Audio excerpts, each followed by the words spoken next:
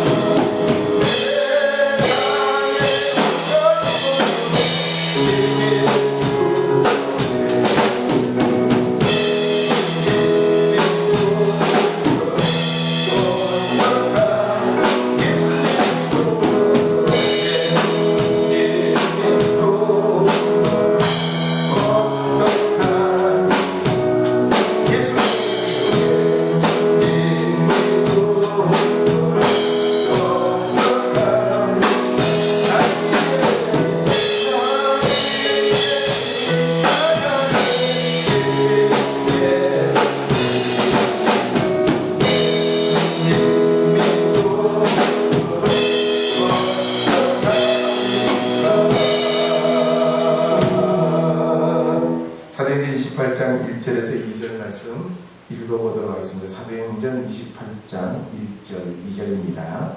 우리가 구조된 후에 앉아 그 성은 멜리데라 하더라.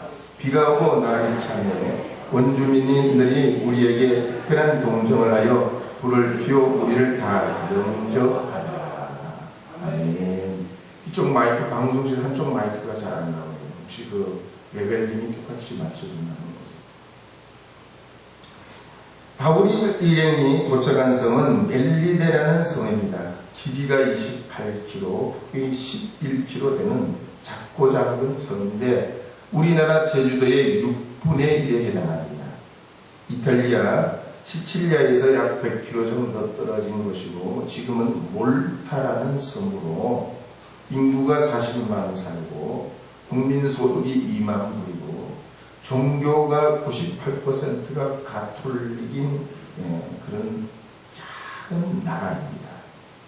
우리나라와도 교역이 있고 관계가 있는 지중해의 작은 나라입니다. 어쨌든 바울은 당시 세계 최고 도시 이 로마로 가서 복음을 전하는 것이 평생 사명이요 소명이었다. 그러기 위해서는 자신이 죄인의 신분이라도 괜찮고 쇠사슬에 매이는 것도 괜찮아 했습니다. 어떻게든지 로마에 가서 복음만 전할 수만 있으면 된다고 생각했습니다. 그렇지만 여러분도 보시다시피 그들이 탔던 배는 여지없이 부서지고 깨져버리고 망망대해의 작은 섬 멜리데에 갇히게 됐습니다. 게다가 이제 초겨울이 돼가지고 폭풍이 더 심하게 몰아치고 파도가 점점 거세게 이제 일어나는 때라 이제는 어쩌면 가야 하는 길 또 더 이상 갈 수 없는 길이 될지도 모릅니다. 그렇지만 바울은 내가 복음을 못 전하게 될 거다. 나는 이렇게도 저렇게도 안 될 거다. 그렇게 생각 안 합니다.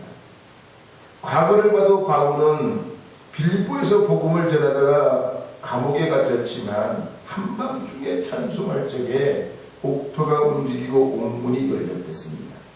그러니 하나님께서 이 멜리데의 문도 열어주시리라. 복음의 길도 열어주시리라. 반드시 로마로 가도록 길을 열어주시리라. 그렇게 믿었던 것입니다. 사랑하는 여러분, 복음이 무엇입니까? 세상에는 방법이 없고 길이 없어도 우리 예수님에게는 길이 있다는 말입니다. 그래서 복음은 굿뉴스라고 그러잖아요. 다른 데는 들을 이런 소식이 없는 거예요. 그런데 예수님에게는 있는 거예요.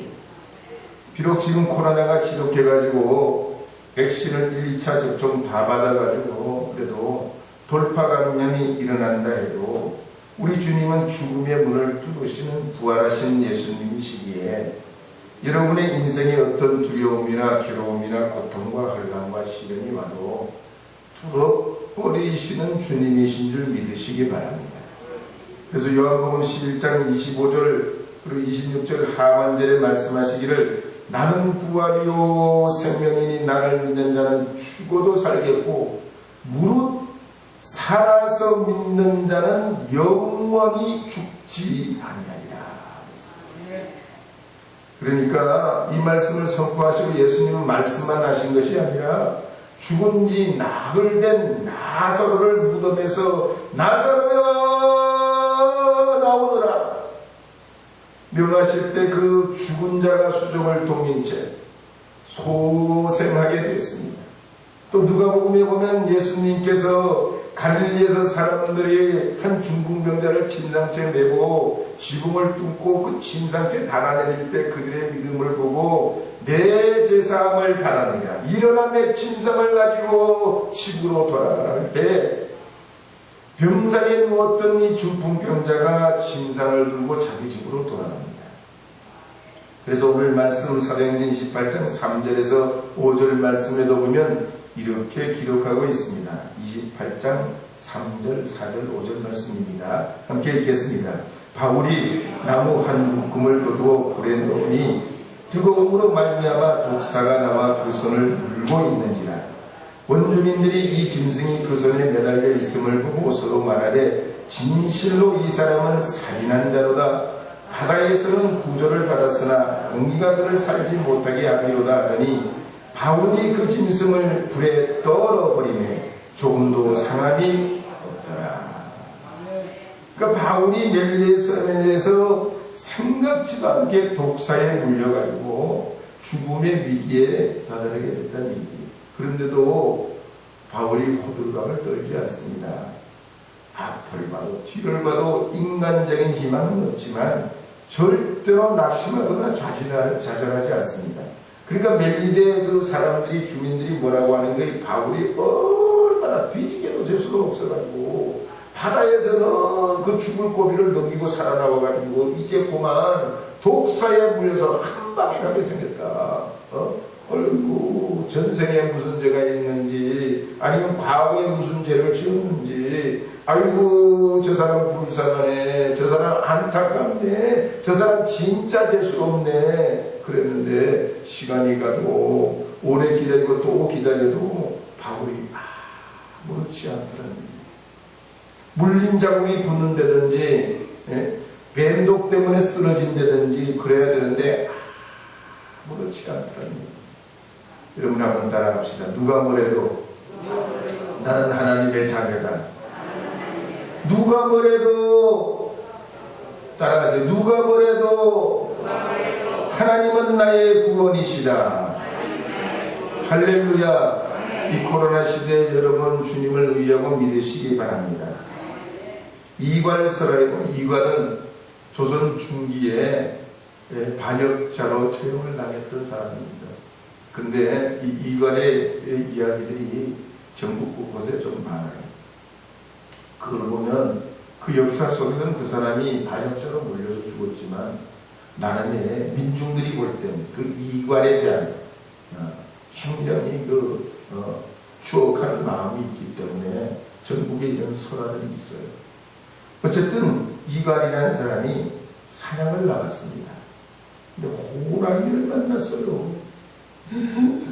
호랑이를 만나니 그냥 식은땀이 줄다고 오금이 저려오고 정신이 혼미해지는데 이 이괄이 정신을 똑바로 차리고 있는 힘을 다해가지고 앞에 있는 이 호랑이 가슴팍에 그냥 화살을 막 껴가지고 조는 사람한테 맞았죠. 하여튼 맞아버렸습니다. 가슴팍에 팍 꽂혀버렸습니다.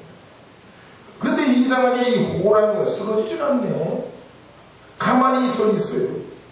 웬일일까 놀라서 가까이 가봤더니 그 화살이 꽉 박힌 건 호랑이가 아니고 호랑이처럼 생긴 바위였다는 거예요. 오늘 우리가 삶을 살아보면 바위는 어떻고 호랑이는 어때요? 코로나면 어떻고 쌌으면 어때요? 정신 바짝 차리고 화살 잡아당기는 게 중요한 것이에요. 내가 거기에 쓰러지지 않고 자빠지면 기절 축풍하지 않는 게 중요한 거죠.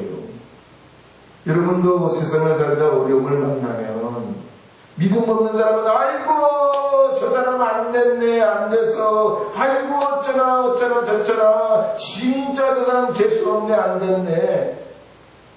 그래도 여러분 두려워하지 말라. 믿기만 하여라.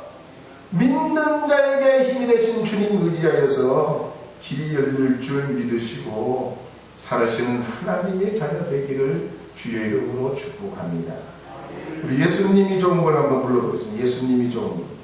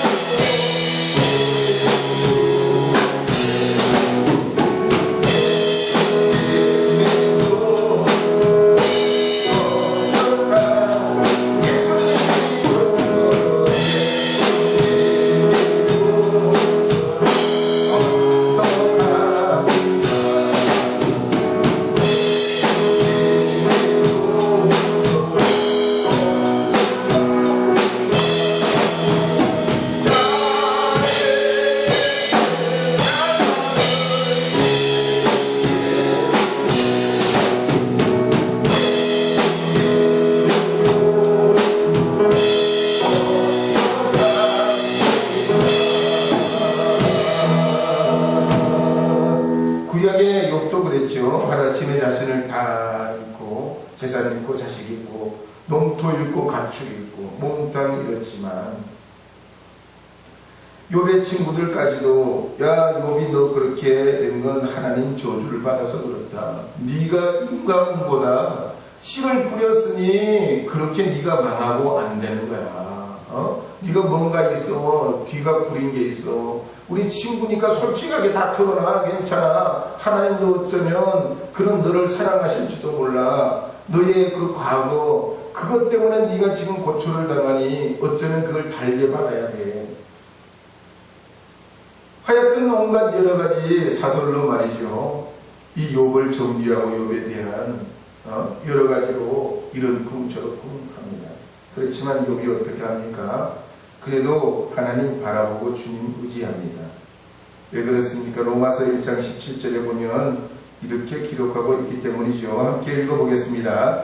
복음에는 하나님의 의가 나타나서 믿음으로 믿음에 이르게 하나니 기록된 바 오직 의는 믿음으로 말미암아 살리라 함과 같으니라. 요한일서 5장 4절도 읽어보겠습니다. 대저 하나님께로서 난 자마다 세상을 이기느니라. 세상을 이긴 이김은 이것이 우리의 믿음이니라. 베드로전서 1장 7절도 읽어보겠습니다.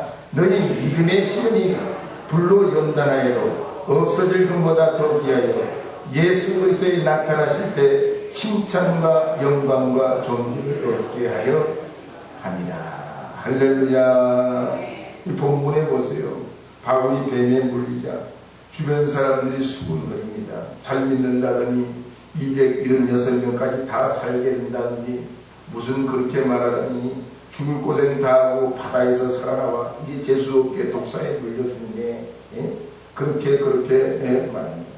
그러나 한번 따라합시다. 한 번 더 따라. 그래도 우리는 사람의 소리 듣지 않고 하나님의 음성을 듣자.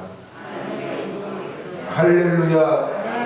주님의 음성 들어야 하는 줄 믿습니다. 어두울수록 그래요. 빛을 따라가야 삽니다. 어두울수록 빛을 따라가야 됩니다. 혼탁한 세상일수록 참 생명수이신 예수님 의지해야 됩니다. 어느 것이 옳은지 그런지 분별하기 어려울수록 진리이신 그리스도를 추구하는 사람들이 살게 되는 줄 믿으시기 바랍니다. 오늘 이 밤에 나오신 여러분, 진리이신 예수, 생명이신 예수님의 문으로 들어가는 하나님의 자녀들이 되기를 주의 이름으로 축복합니다. 두 번째로 우리는 오늘 이 말씀을 볼 때 사명을 가져야 됩니다. 사명대로 살아야 됩니다. 신라거를 지은 존 밀턴이 어린 시절에는 창세기를 읽다가 큰 충격을 받습니다. 나도 어른이 되면 이런 작품, 성경 특히 창세기를 바탕으로 한번 글을 썼으면 좋겠다. 그렇게 말합니다. 속으로 생각합니다. 그렇지만 이 밀턴의 꿈은 어린아이의 꿈에 불과했죠. 그런데 이 꿈이 이루어져요. 언제 이루어집니까? 정치범으로 몰려가지고 감옥을 억울하게 살 때예요. 고초를 받고 고난을 당하면서 이 꿈을 이루게 됩니다. 아브라함도 75세에 하나님의 부름을 받고 하나님의 말씀과 현실 사이에서 엄청난 어려움을 겪었습니다. 우리는 아브라함은 위화된 아브라함, 좋은 일만 있는 아브라함, 복받는 아브라함만 생각해요. 그러나 성경을 자세히 보면 그렇지 않아요. 아브라함이 말이죠. 얻은 게 뭐가 있어요? 땅 한 떼기도 없어요. 평생 살아서도 그가 무슨 하늘의 별처럼 땅의 모래알처럼 자손이 눈에 많이 뵈도록 얻은 것도 아닙니다.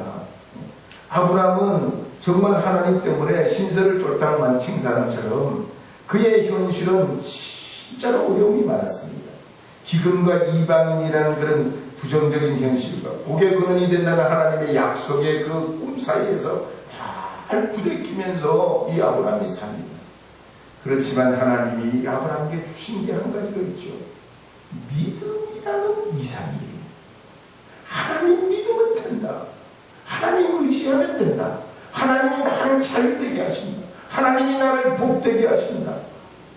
이 있지도 않는 세상 사람들이 갖지도 않는 이 이상 같은 어떤 이야기도 없고 역사에도 없고 철학에도 없는 하나님 보이지 않는 하나님이 잘되게 한다는 거예요. 그런데 이 이상과 같은 이 믿음이 아브라함을 되게 해요. 작은 심부름을 하는 사람을 우리가 소사라고 그래요. 소사. 학교에 의자를 고치고, 옛날에 지금은 그런 건 아니겠지만 옛날에 이웃의 마을에 있는 분들을, 손재주가 있는 분들을 학교에서 일하게 하고 소사라고 불렀어요. 근데 좀 더 큰 나라의 심부름하는 사람이 뭐라고 하면 대사라고 부르죠. 특별한 일을 가지고 북한을 왔다 가거나 미국을 왔다 갔다 하거나 일본을 왔다 갔다 하는 사람들 특사라고 해요. 하나님의 심부름을 대신하는 사람은 뭐라고 해요? 천사라고 합니다. 그런데 여러분께서는 소사나 대사나 특사나 천사보다 더 귀한 직임을 받으신 줄 믿으시기 바랍니다. 그것은 우리가 하나님의 자녀되어 땅 끝까지 일러 복음을 증거하는 믿음의 귀한 선한 일꾼으로 우리를 먼저 택해 주셨다는 거예요. 현대자동차 명예회장 정동구 씨가 직원들에게 이런 당부를 했습니다. 사명을 갖고 일해달라 했어요. 왜? 월급만 쏙쏙 받아놓고 차를 만들면, 자동차를 만들면 그거 말이지, 월급만큼 일하고 월급대로 그렇게 하면 불량품 많이 생기고 나라의 어떤 위상이 떨어지고 회사의 위상이 떨어진다는 얘기죠. 월급도 월급이지만 그 이상 여러분이 사명을 가지고 일해주면 이 회사가 살면 여러분도 산다는 거죠. 미국의 클린턴 힐러리도 사명감 없이는 일할 수 없다고 했습니다. 우리가 우리 개인적인 일은 모르지만 정말 중차대한 일은 사명 없이는 안 되는 것입니다. 스웨덴의 종교가요 교육자였던 칼 길티도 말하더니 인생은 자기 생에 다하는 날까지 자기의 역사적 사명, 하나님이 이 땅에 보내신 그 목적을 이해하려 할 때, 자각할 때 가능하다고 했습니다. 불이 불꽃을 이루려면 계속 불이 탁 올라야 됩니다. 물이 강물을 유지하려면 그 물이 계속 끊어지지 않고 어디서 흘러줘야 됩니다. 이 코로나 시대 4단계가 되는데 여러분 이 복음의 역사를 우리가 이 코로나 4단계 교회 문을 닫겠습니다. 비대면이라고 해도 이 복음을 이렇게 끝쳐야 되겠습니다. 우리 우정교회 여기서 우리 성도들을 못 만나본다고 서로 믿음의 교제를 끝내야 되겠습니다. 여러분 그렇게 되기를 원하십니까? 만약 여러분 그렇지 않다면 대면이 아니더라도 믿음의 형제들을 우리가 만나서 직접 뵙지는 못한다 하더라도 이 2주간 동안 여러분 목장의 형제들 또 여러분 가까이 있는 학생들, 어린이들, 청년들, 여러분의 자녀들, 여러분의 주변에 있는 우리 믿음의 형제들과 소통하고 주님 안에서 그 이름을 불러 기도하시기를 바랍니다. 그렇게 꼭 사명을 감당하는 사람이 있어요. 물이 흐른다니까요. 그게 감기된다니까요. 그걸 끝이고 안 하고 다 멈춰버리면 어느 순간에 말라 비틀어진 황무지가 되는 것입니다. 여러분 주신 사명을 통해서 그렇게 이루어갈 때 교회가 보여주듯이 이 바울도 자신의 사명을 누가 뭐래도 가잖아요. 뱀에 물려도 상관치 않아요. 하나님이 나로 하여금 가게 하신 그 길을 간다는 거예요. 그럴 때 하나님의 기적도 함께 나타나고 이 멜리데 성이 복음화되어 지금 98%가 가톨릭 신자다. 오늘 이 시대로 우리의 인생의 흔적이 남을지 안 남을지 수십 년 후에는 보면 우리가 알 수도 있고 모를 수도 있겠지만 여러분이 오늘 이 시대에 오늘 우리에게 부여된 하나님의 거룩한 사명을 이어가게 될 때 여러분의 생각하는 것, 여러분의 말하는 것, 여러분의 행동하는 그 행동을 통해서 여러분도 복을 받고 여러분의 가정도 복을 받고 교회 꼭 사명을 갖고 사명을 따라 사명을 이루어가는 하나님의 사람이 되기를 바랍니다. 그래서 우리에게 직분 주셨고 우리에게 맡기신 하나님의 가정과 일터가 있는 줄 믿고 그 사명 잃지 말고 믿음으로 든든히 세워서 지내는 이 2주간 앞으로의 시간이 되기를 다시 한번 주님의 이름으로 축복합니다. 기도하도록 하겠습니다. 좋으신 하나님, 저희들에게 주님의 은혜와 자비를 허락하여 주셔서 한 발자국도 갈 수 없고 길이 보이지 않을 때 바울은 믿음을 가지고 하나님의 허락하신 복음의 길을 끝까지 가리라는 의심을 갖지 않고 자신의 사명을 완수하며 이루어가는 주님의 종이 되게 될 때 멜리데 섬도 하나님 앞에 구원의 은혜를 얻고 로마와 온 나라와 세계와 인류의 주의 거룩한 복음의 은혜가 닥치되어 오늘 저희 같은 인생들도 주님의 복음 통해서 구원 얻고 이 나라 이 민족 침울하고 암울했던 정말 미래가 없던 이 나라 이 민족도 하나님의 구원의 은혜 아래 있게 되었사오니 주여 저희들이 땅끝까지 이 시대에 복음을 증가하고 나타내고 이루어가는 신앙 공동체가 되도록 역사해 주시옵소서. 혹은 사명을 잃고 신앙을 잃어버린 이들을 기억하여 주시고 불쌍히 여겨 주시오며 하나님의 그 은혜가 이 우천교회를 통해서 불과 같이 성령의 바람으로 임하여 우리를 일깨워 주시어서 주님의 귀한 사명 감당하도록 도와 주시옵소서.